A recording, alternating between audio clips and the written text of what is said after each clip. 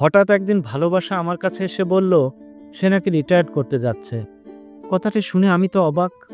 ভালোবাসায় রিটায়ার্ড হয়ে গেলে আমার মতো মানুষরা বাঁচবে কি নিয়ে, যারা ভালোবাসাহীন কখনো থাকতেই পারে না।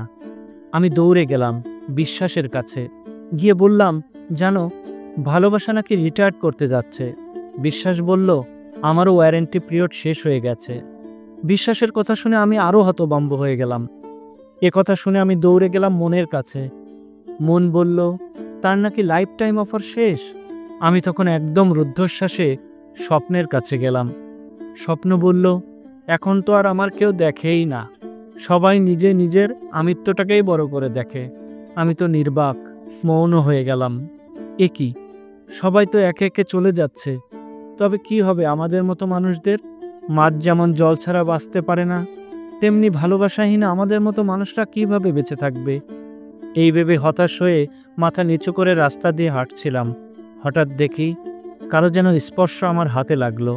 মুখ তুলে দেখি আশা মিটিমিটি স্মিত হাসি হাসছে আমার দিকে তাকিয়ে।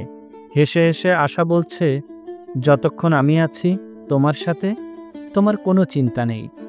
আমি বললাম, জানো আশা, ভালোবাসা, বিশ্বাস, স্বপ্ন, মন সবাই একে একে হারিয়ে যাচ্ছে, দূরে সরে যাচ্ছে।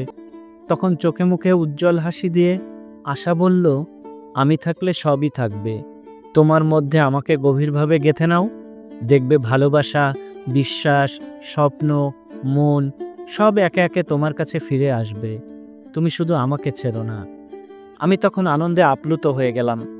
আশাকে দৃঢ়ভাবে নিজের বুকে টেনে নিলাম আর বললাম, আশা, যে কোনো পরিস্থিতিতে, যে কোনো মানসিকতায় থাকি না কেন, তোমাকে আমি ছাড়ব না, কখনোই ছাড়ব না।